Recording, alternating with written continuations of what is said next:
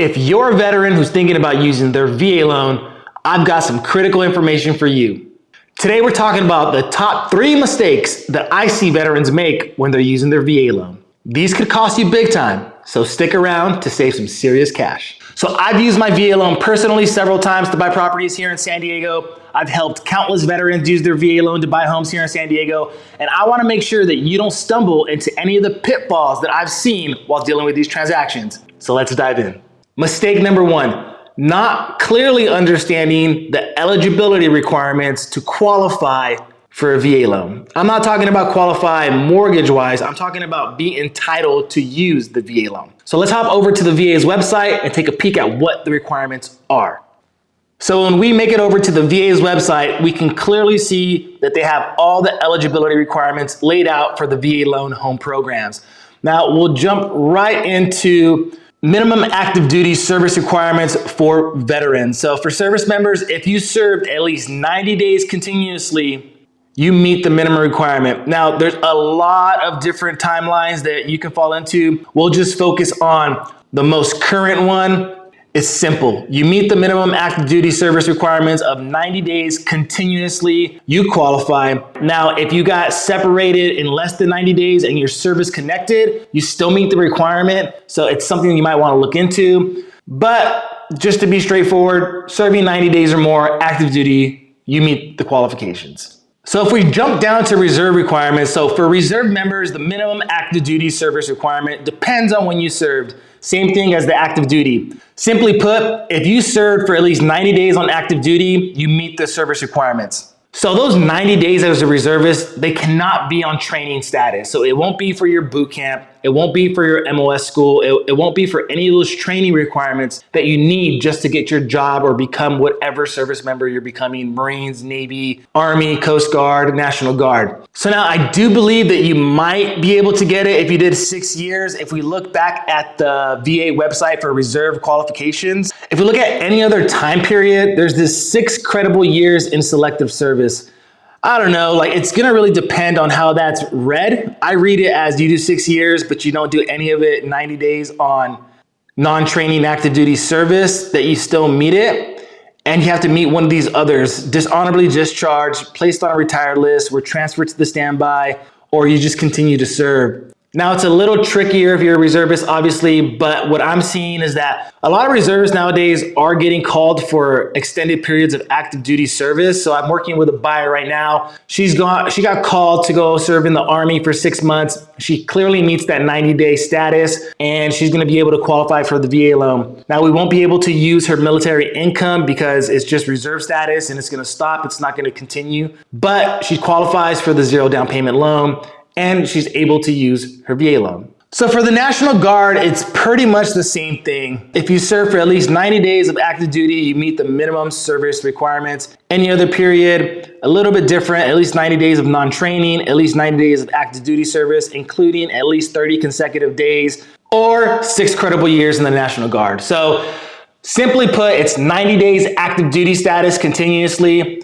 reserve 90 days served active duty status, or 6 years of credible service. National Guards, 90 days served active duty status, or 6 years credible service. Active duty is gonna be the most straightforward one. Reserve and National Guard, you still may qualify, you just have to dig in a little deeper, look at your DD-214 and look at the times you served, and it should really work out for you still. Mistake number 2, overlooking the closing cost of buying a house. What I'll say from my experience is that a lot of people see the 0 money down VA loan, and it clicks in their head that it's literally 0 money out of pocket. However, that's far from the truth. Now, in every real estate transaction, the seller and the buyer are both gonna have closing costs that are associated with the transaction of that property. So let's look at what some of those closing costs are.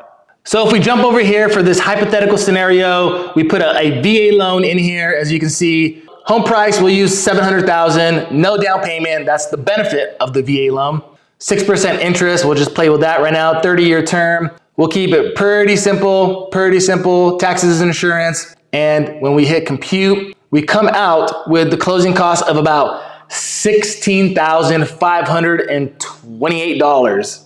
Now, if we look at the detailed closing costs, These are just an example of what they are. You have 14 months of insurance, 4 months of taxes, 15 days of interest, depending on the closing date. You have title fees, you have lender fees, and you have other fees.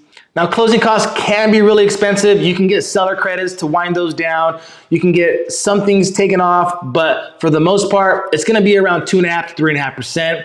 You wanna have that in your bank account. You wanna be able to show the seller that you have the proof of funds to close on this transaction. And that's gonna make you a strong buyer in the eyes of the seller, especially because a lot of people have this bad association with VA loans. There is a few more requirements that have to be met so that we can get the VA loan cleared. However, usually these VA loans are strong, and when you show them the proof of funds to close on the property, you got a good chance of getting that home. Mistake number 3, not using your disability rating to waive the VA funding fee. Let's jump back over to the VA website to see what those are. So when we jump over to the VA website and look at the funding fee section, we can see what the VA funding fee is. The VA funding fee is a one-time payment that the veteran, service member, or survivors pay on a VA-backed or VA-direct home loan. This fee helps to lower the cost of the loan for U.S. taxpayers since the VA home loan program doesn't require down payment or monthly mortgage insurance. So as you can see, the VA funding fee is in place to keep the VA home loan program going, and it does take away those private mortgage insurance, PMI, which helps lower your monthly mortgage payments drastically. So let's jump back over. So will you have to pay it? So you're probably gonna have to pay it unless you meet one of these requirements laid out here. Most commonly, it's you're receiving VA compensation for a service-connected disability. A lot of veterans nowadays are really smart with their disabilities, so if you haven't got a VA rating, I highly recommend, if you intend to purchase the property,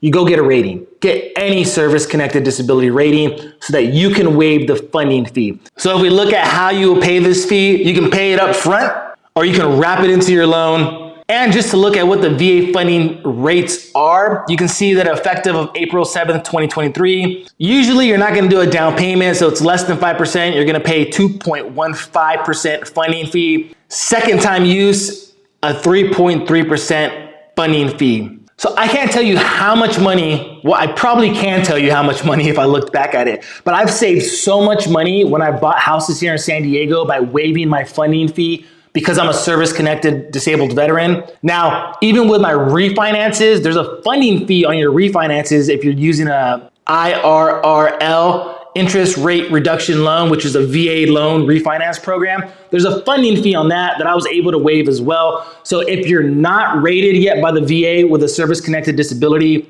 please go get rated if you plan on buying a house. Those are the top 3 things I noticed and I've ran into when I help veterans use their VA loan and when I've used my VA loan myself. So if you understand the eligibility requirements, if you understand that there is money out of pocket and you have closing costs, and you understand you can save money by having that VA funding fee waived, you're on the right path to using your VA loan and becoming a homeowner. Thank you so much for making it to the end of the video. I really appreciate you watching. If you could like, comment, or subscribe, it would really help the channel grow. If you know anybody who could find this information useful, feel free to share it with them, and let's help veterans become homeowners and save money while they're doing it. Thanks, and have a good one.